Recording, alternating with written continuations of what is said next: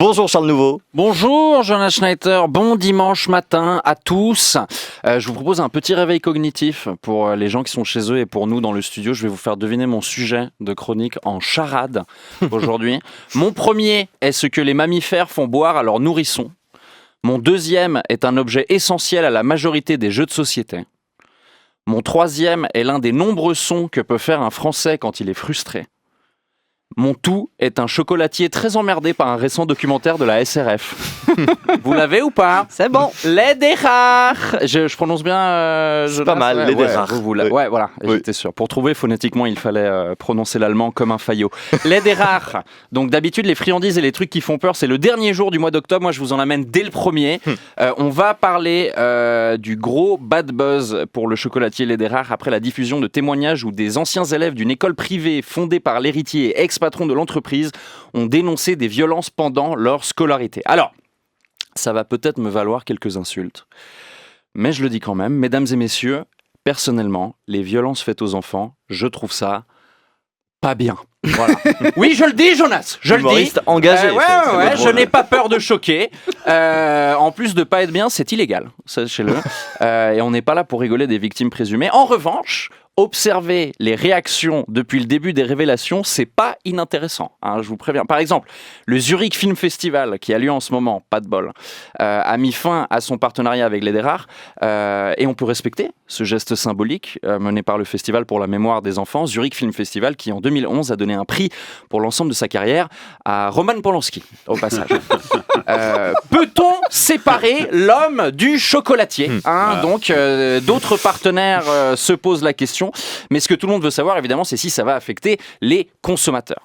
Hein, pour qui, jusque-là, le pire truc que L'Ederach avait fait à des enfants, c'était le combo orange-chocolat noir. Hein. D'ailleurs, même si vos enfants aiment ça, honnêtement, le chocolat L'Ederach, c'est trop cher pour être donné à des enfants. Hein. Ne faites pas ça, c'est du gâchis.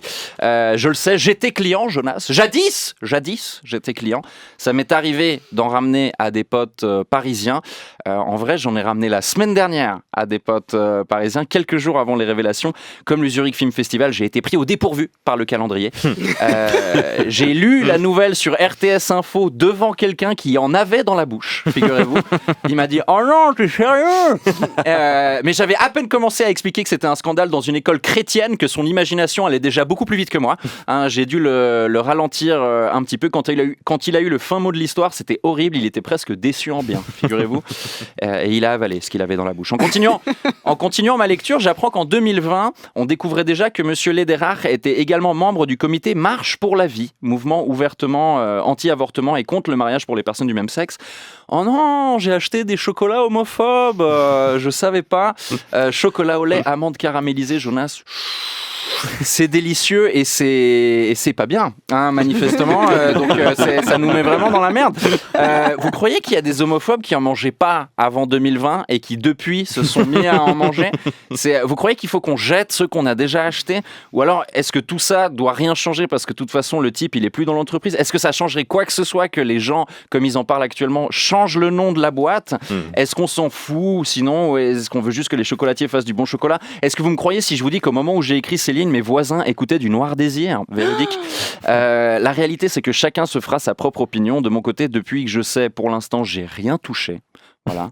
Comme la fête fédérale de lutte, autre partenaire de la marque, pour l'instant, je réfléchis. J'attends vos suggestions. Jonas, de votre côté, je sais que vous n'aimez pas le chocolat, mais que vous adorez la maltraitance infantile. Alors, pour ne pas gâcher, je vous ai amené ma dernière boîte. Voilà. C'est beau. Merci beaucoup, Charles Nouveau. Je vous en prie.